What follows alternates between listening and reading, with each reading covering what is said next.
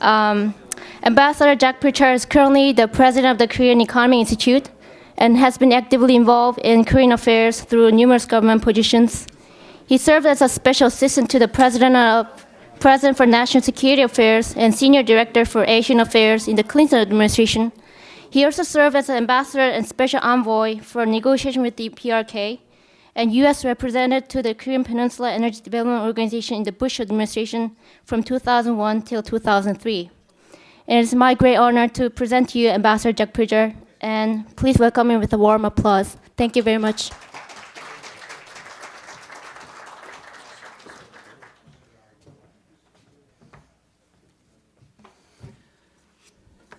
Well, thank you very much for allowing me to come all the way down the elevator from my offices on the 10th floor. It was a very attractive offer. I didn't have to travel very far. I want you to continue having your lunch. I've taken a look at your agenda, and I'm very impressed with the subjects and your speakers. So I had a little bit of difficult time trying to figure out what it is that I'm going to talk about that won't duplicate what you're already seeing and hearing today. There's a number of interesting topics that are very current, not only from a historical point of view, but things that are going on, maritime issues, the NLL, lots of different things. But what I've chosen today to talk about is symmetry, the importance of leadership at the very highest level in dealing with issues. I'm going to do this in two parts. One, as it suggests, talking about the importance of the involvement of the President of the United States, Prime Ministers, and the President of the Republic of Korea. But I also want to reserve a little time to do something that's both historical and current, and that is the role of former presidents. And I want to talk specifically about Jimmy Carter and his recent trip as well, and where that plays in. To give you a sense of the importance of a relationship between two leaders, I want to go back to my time at the White House. Towards the end of the Clinton administration, he was having a meeting with the Prime Minister of Japan, Prime Minister Mori at the time. And I was the note taker in the Oval Office. And I noticed the President starting to write a note. And he handed it to the National Security Advisor. And if you're a lowly note taker in the White House, your eyes and your ears, everything perks up, because you have a sense that you're going to be asked to answer the question that the President has. That wasn't the case this time. National Security Advisor Berger unfolded the note, looked at it, pulled out his pen, and he wrote an answer. And that's always dangerous. You know, and when you're the expert, or at least you think that you're the expert, and one of your more senior bosses answers in an area in which you think that you're the expert, you think, uh-oh, you know, he's going to give the President the wrong answer. It wasn't until a little bit later that Sandy Berger told me what that exchange was. And it kind of highlights and punctuates what I want to talk about. The President of the United States, in the middle of a meeting in the Oval Office with the leader of Japan, writes a note to Sandy Berger, and he says, "Can you name all of the prime ministers who have been my counterpart and in order?" And Berger, you know, he wrote all of them. He got one out of order. The point is that there were 7 prime ministers that were the counterpart to Bill Clinton. Now, with the exception of Ryutaro Hashimoto, who was in office for 30 months, most of the prime ministers were there 7 months, 9 months, 2 months, 20 months, 19 months, 10 months. You cannot develop a relationship. And that development at the very highest levels cannot permeate down in a positive way to those who are in charge of developing policy and executing to enhance the relationship. In the case of George Bush, he had 5 Japanese prime ministers. Four of them lasted 3 months, 4 months, 12 months, and 12 months. But in Bush's case, he was extraordinarily lucky, particularly when you take a look at Japanese history, in that Prime Minister Koizumi was there for 65 months, and that was an extraordinarily long amount of time.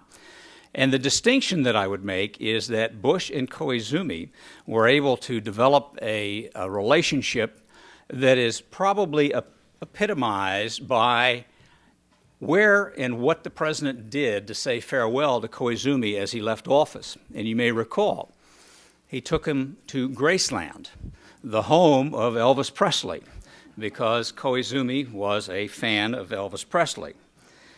President Obama has had it easy so far. He's only had 3 Japanese prime ministers. One of 7 months, one of 9 months, and now he's on a 3-month, which could have ended rather quickly had the outcome of the LDP, the Japan Democratic Party turned out differently recently.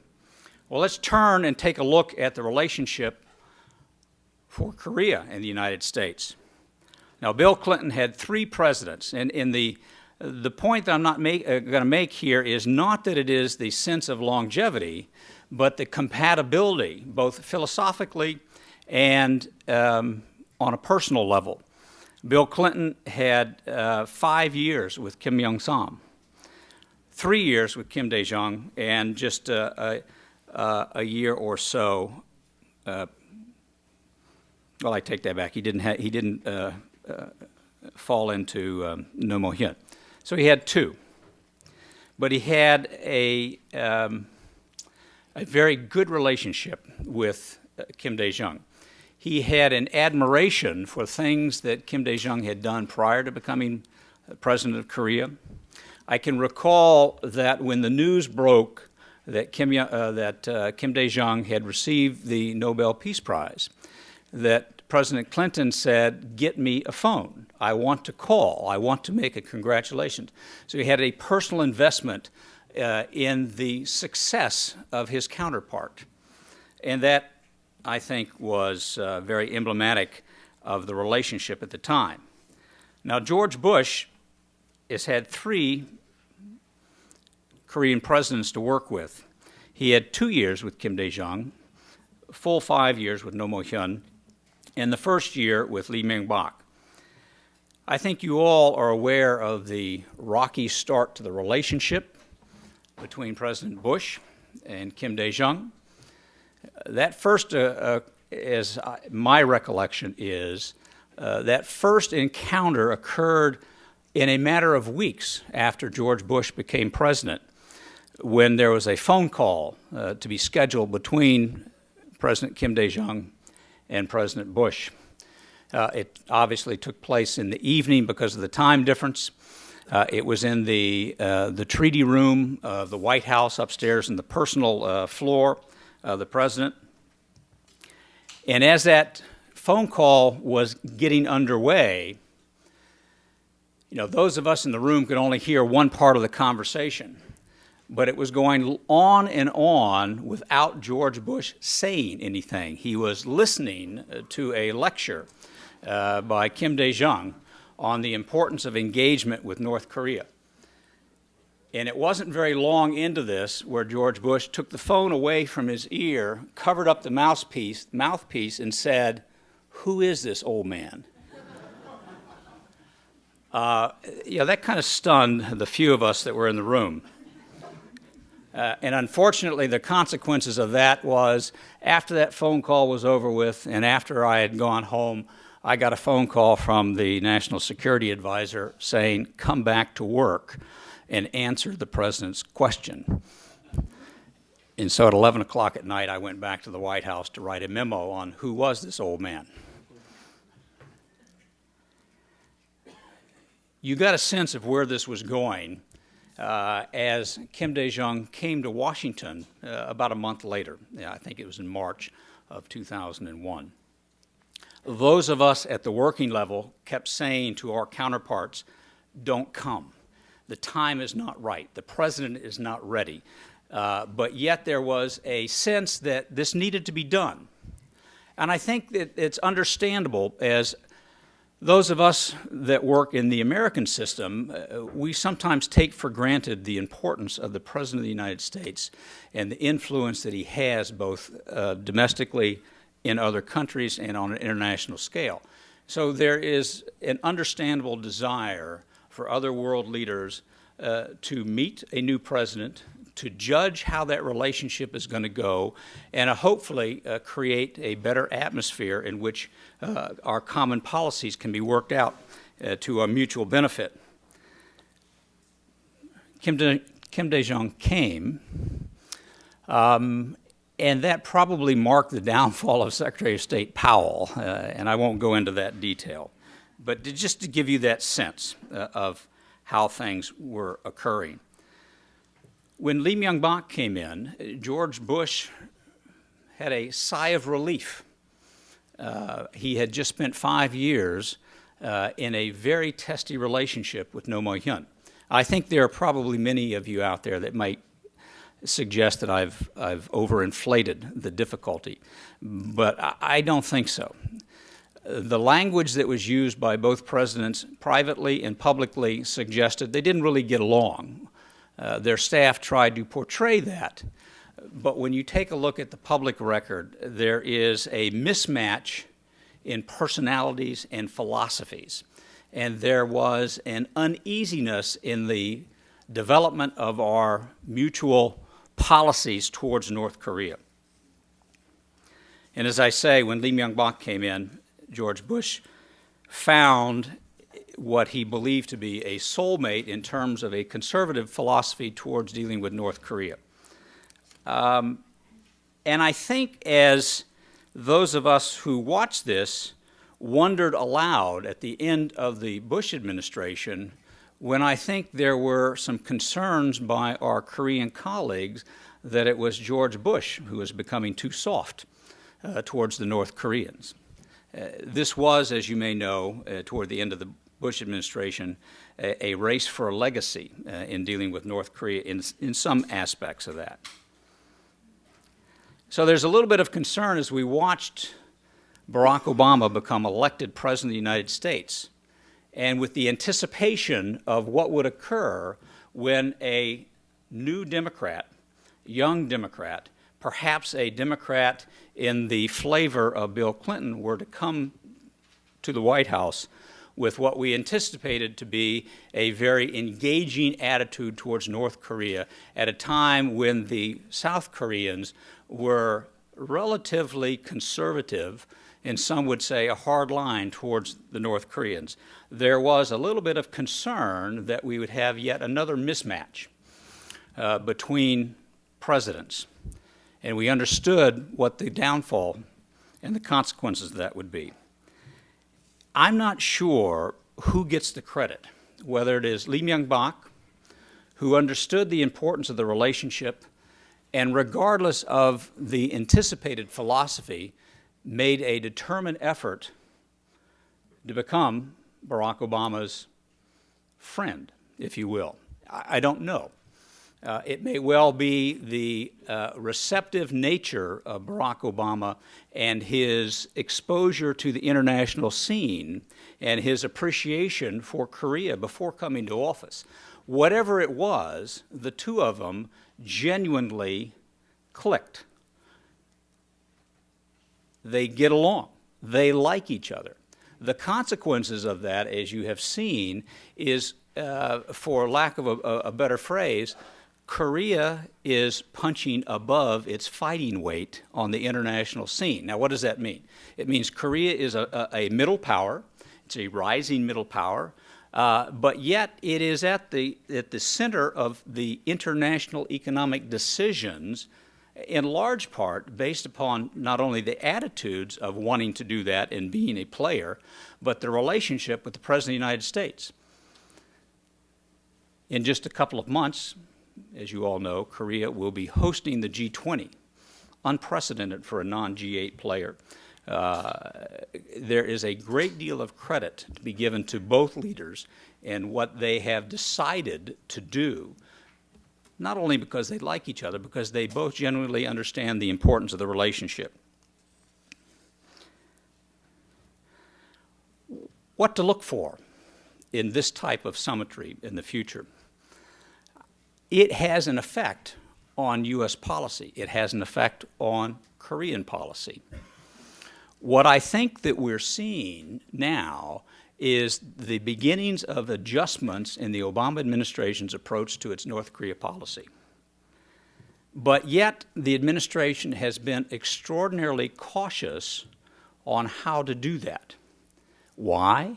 Because of the relationship with the ROK, because of the circumstances that have been going on most recently following the sinking of the Chonon. The United States has been extraordinarily careful not to get out in front of where the Korean policy, the Korean president, and the Korean public are with regard to re-engagement of North Korea. That's a testimony to the strength of the relationship. I think we're going to continue to see that more and more, and I, for one, applaud that. Let me speak a little bit now, if I can just switch topics, to President Jimmy Carter.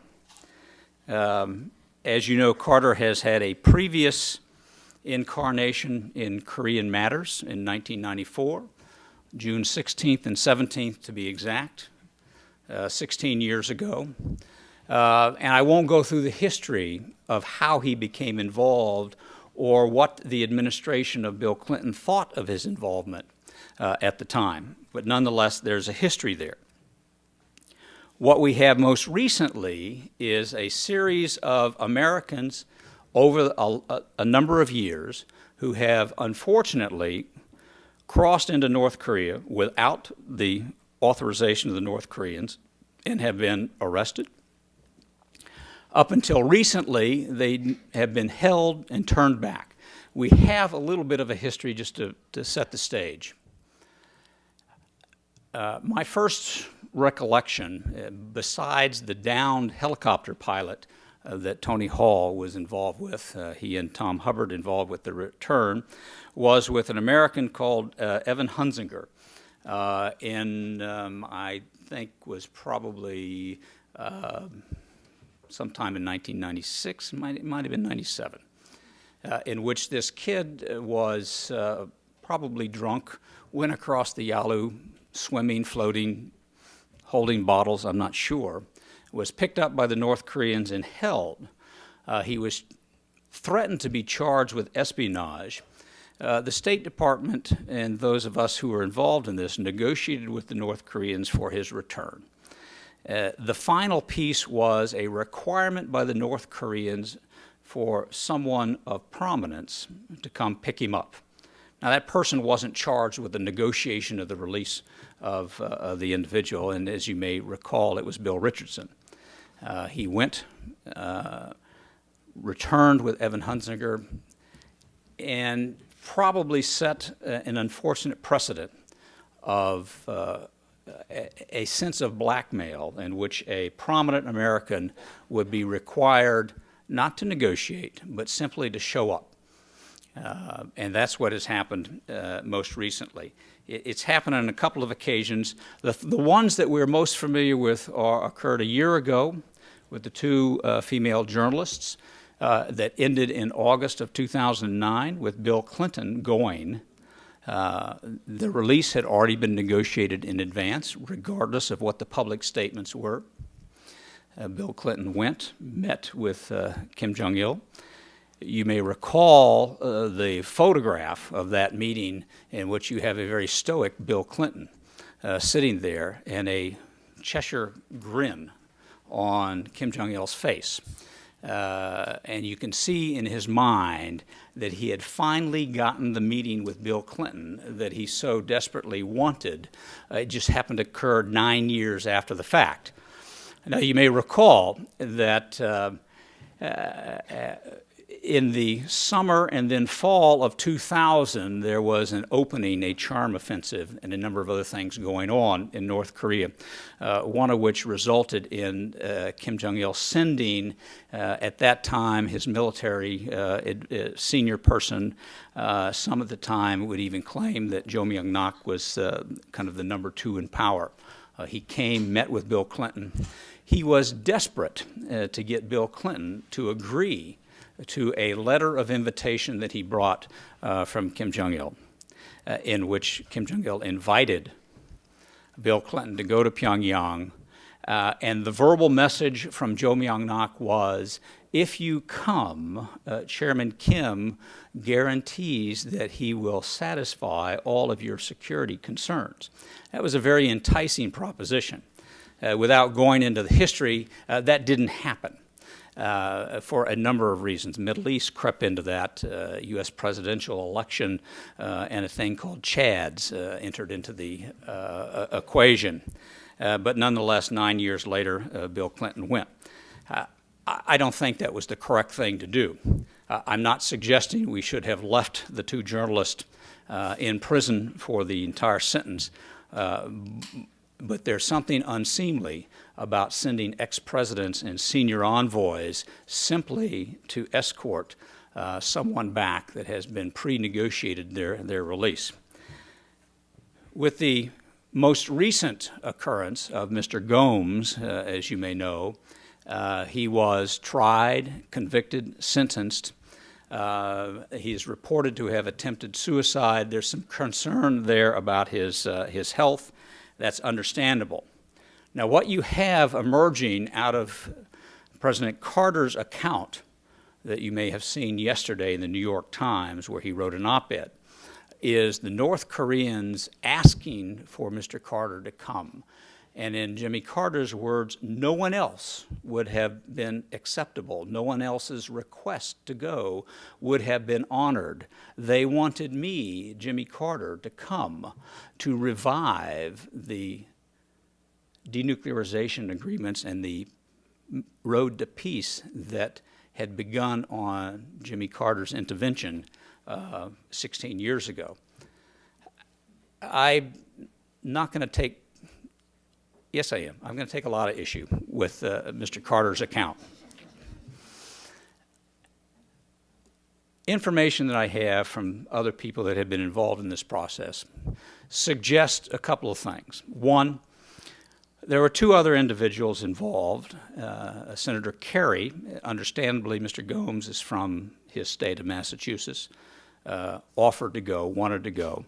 The North Koreans didn't accept his offer. Bill Richardson offered to go and was accepted by the North Koreans. But it was the administration who suggested to Bill Richardson, now is not the time. We don't want you to go. The reason and the explanation, as I understand it, goes back to what I was just talking about.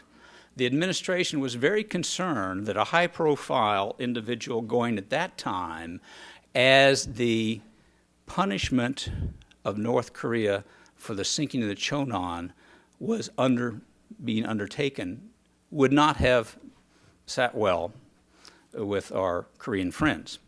And so the administration simply denied Bill Richardson the opportunity to go back again to North Korea to escort a person.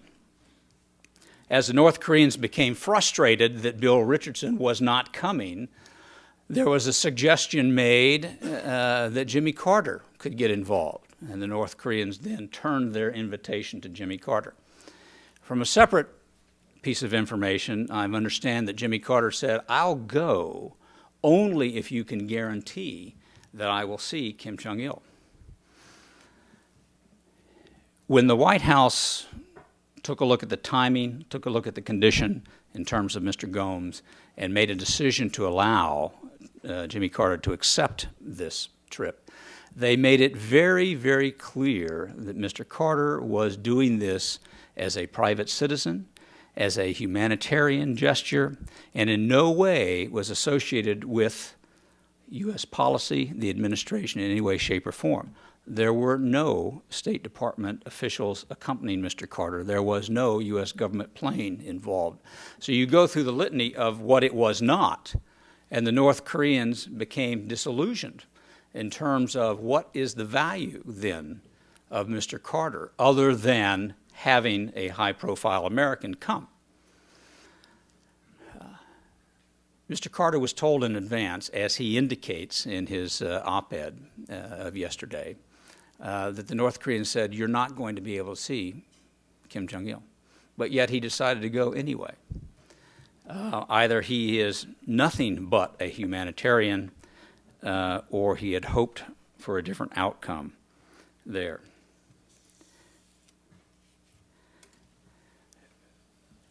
What I'd like to point out to this event is the importance of positive leadership engagement. We've had a number of examples in which our philosophies did not match, and that's understandable. And it falls then to the professional diplomats and others in the U.S. government and their counterparts to figure out a way for the sake of the alliance. That's happened on a couple of occasions. Both with Japan, that's what's happening now, by the way, and with the Republic of Korea, particularly during the Roh Moo-hyun and late Kim Dae-jung periods, in which the importance of the relationship was so great that we worked through the difficulties that the leaders were having with each other, or the lack of interaction they were. On the positive side, when you look at from either a Japan or a U.S. point of view, the relationship between the United States and Japan during the Koizumi years that coincided directly with the entire tenure of, his tenure with President Bush, a lot of positive things occurred. As you look now at the relationship of Lee Myung-bak to the last year with George Bush, and then this first 19 or 20 months of President Obama, you have to see the positive benefits of what that relationship has done. Even at the working level, the environment is even much better.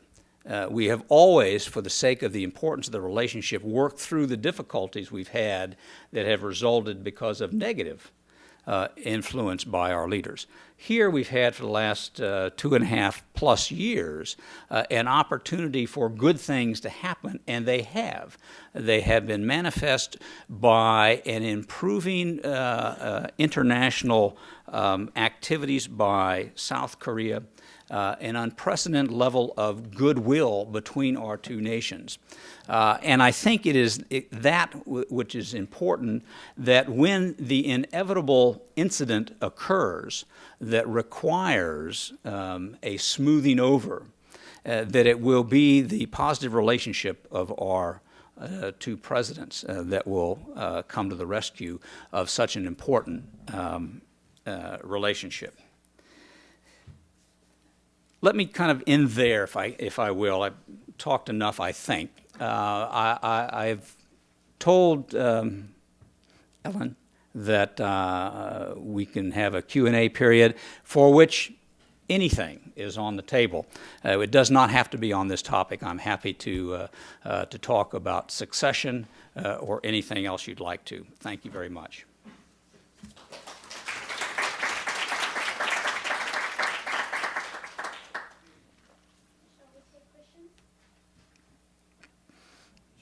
Hi, Larry. Larry Nix from CSIS.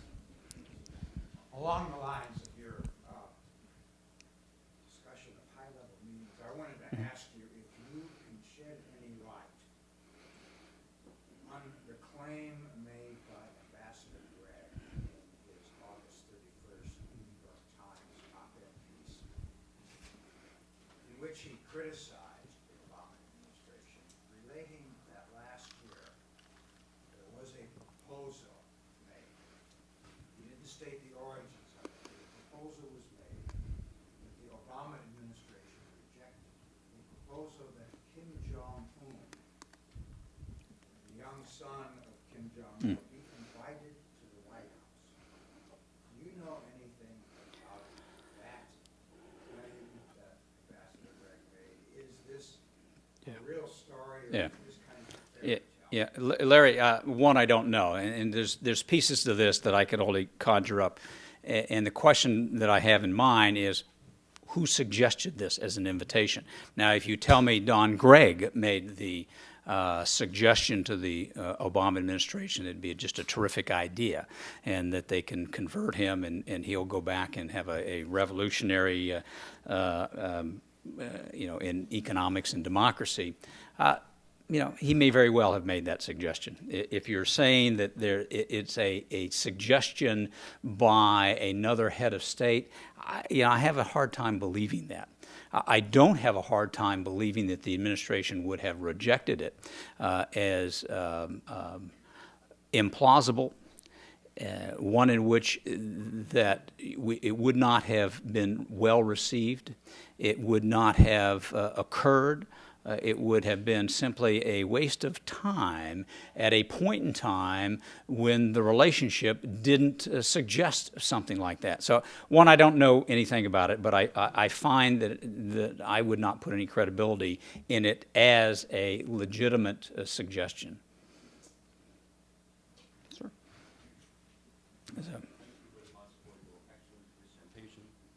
My question to you is that how do you comment on the U.S. and South Korea's plan to have a naval exercise with U.S.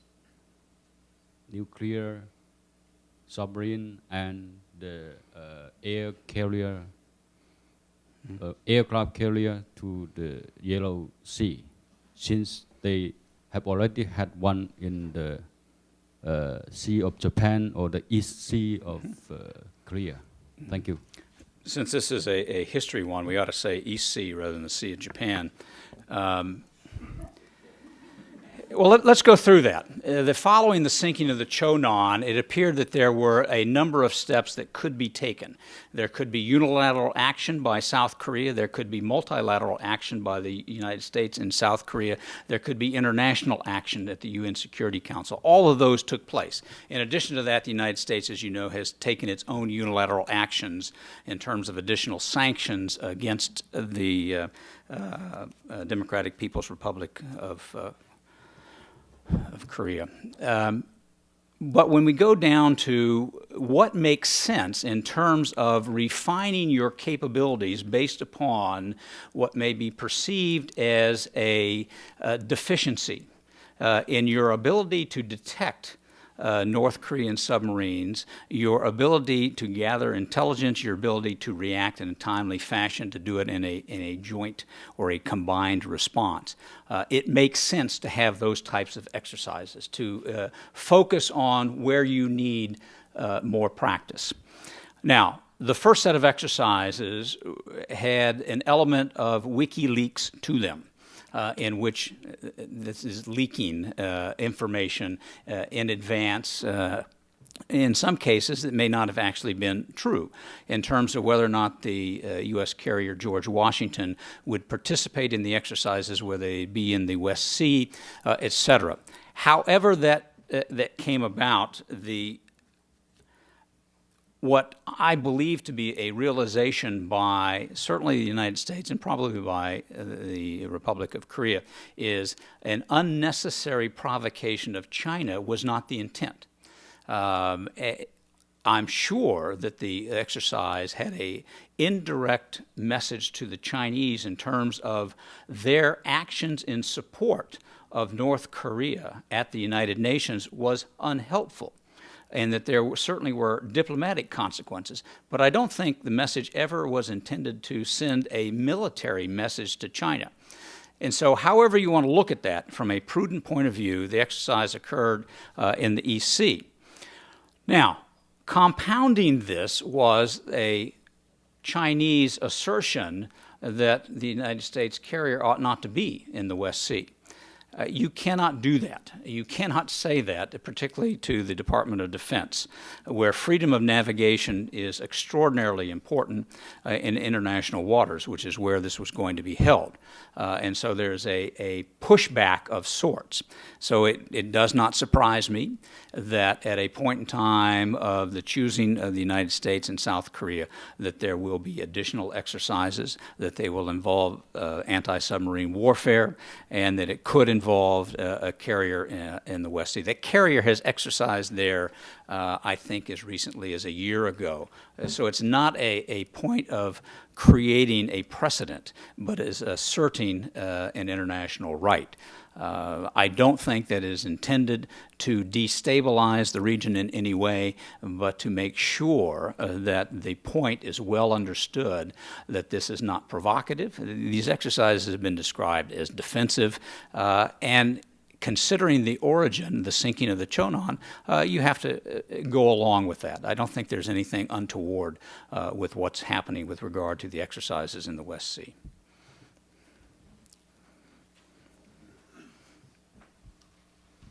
Tom Berkman from the University at Buffalo.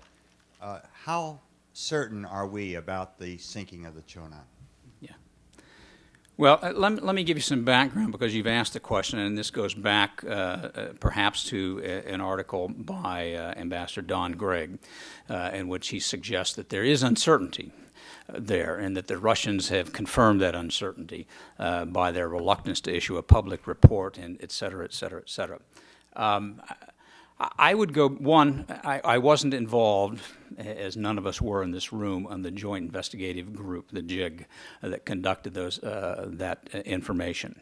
But I would suggest that the composition of the investigation, that is primarily South Korean, but a broad base of South Korean experts that had with it United States, British, Australian, and Swedish experts on there, and they unanimously came to the conclusion that it was a North Korean torpedo.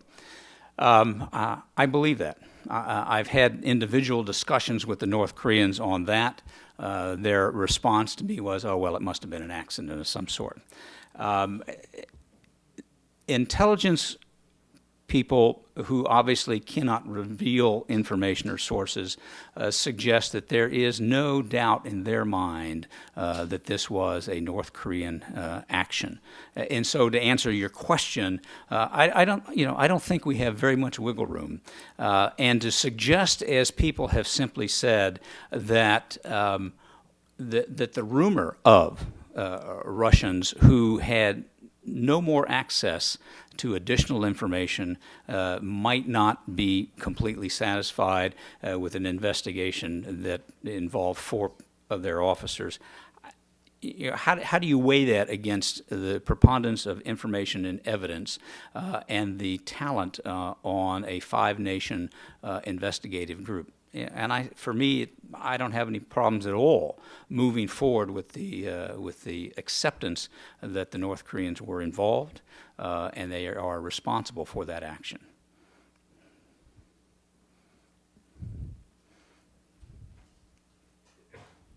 Dr. Cha has argued in the past that North Korea engages in these sort of measures for coercive bargaining. Yeah. Do you agree that this applies to this situation, or what do you feel? Can you elaborate on what you think the North Korea would have to gain by such an incident? I hold Victor Cha in the highest of esteem, and I think there's elements of legitimacy to the argument in different cases. I don't think this is one of them. I cannot for the life of me in most cases, I don't sign up to that theory, that the North Koreans sit around and say, what can we do that, oh, by the way, has the potential of sparking another war that will get the South Korean or the Americans' attention, so when we go to bargain with them, that they will be on the weaker side of the argument. That just doesn't ring true in my involvement with the North Koreans at all. When you take a look at the incident, there are a number of plausible, standalone explanations, but I think it's probably a combination of things. That particular area, as you know, is slightly above the NLL, the northern limit line. You may have talked about it earlier, or you will talk about it later today.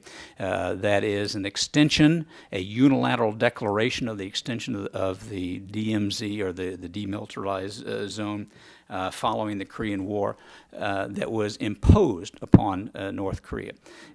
Throughout particularly in the 70s, there's a lot of incidents that occurred in that area. The ones that we are most familiar with took place in 1999, June of 1999, and again in 2002, where there was an active skirmish and a sinking and loss of life.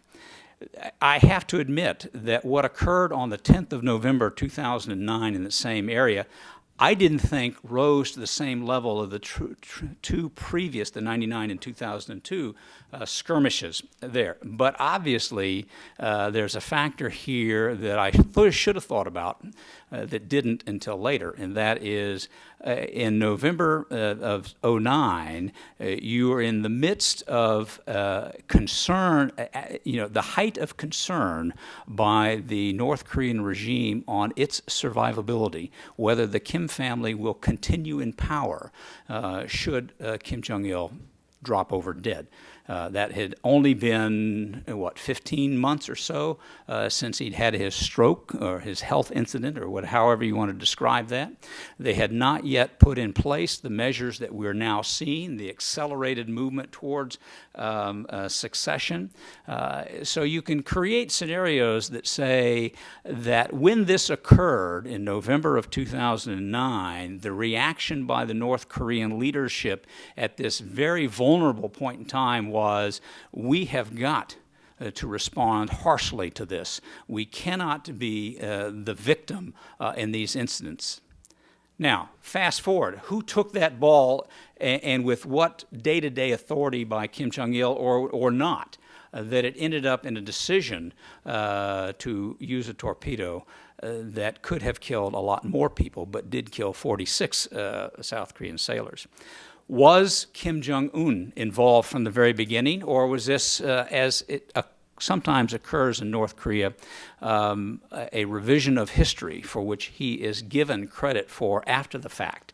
If the North Koreans believed that this was a successful provocation military exercise that demonstrated for them their national pride or authority, or however you want to place this, was the Kim III given that recognition internally, certainly not externally. So to very basically answer your question, no, I don't think it's one in which the North Koreans deliberately were plotting that 9 months later, when we get back to six-party talks, this will give us the opportunity to extract concessions from South Korea and the United States. I don't think that's the case at all.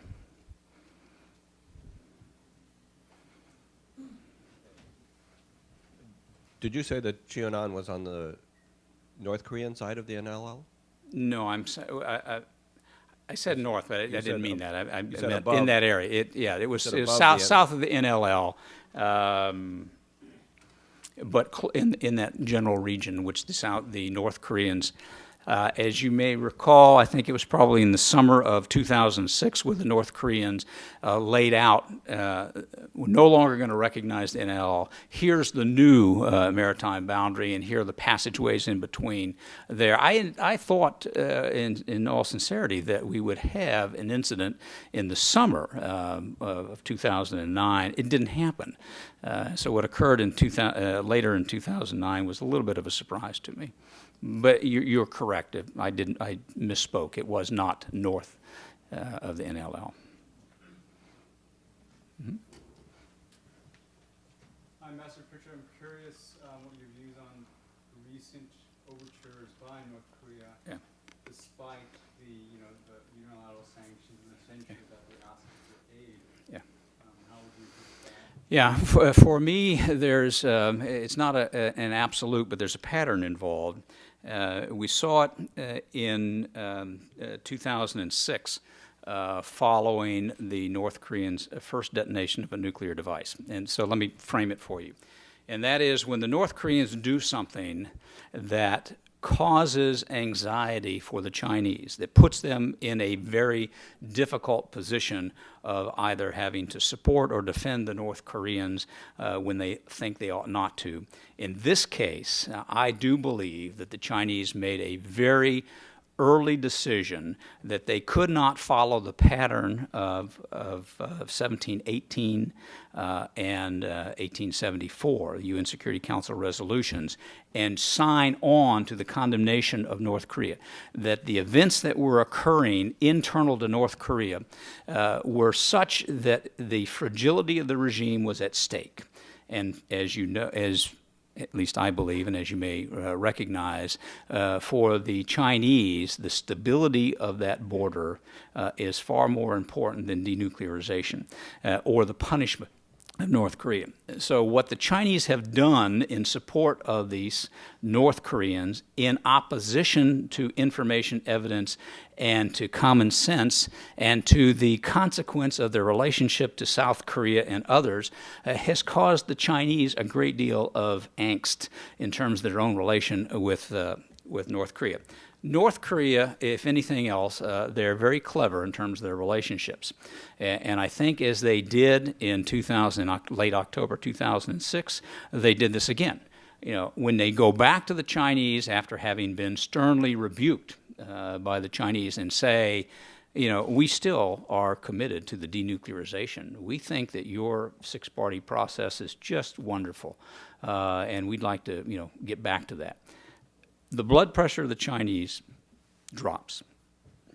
There's a safety valve involved. So these are things that are occurring now in which the North Koreans, in a calculated manner, are trying to mitigate the problems that have occurred because of the Chonan and to send a signal to the Chinese, don't worry, you know, we're not off the reservation. Okay. All right, well, thank you very much.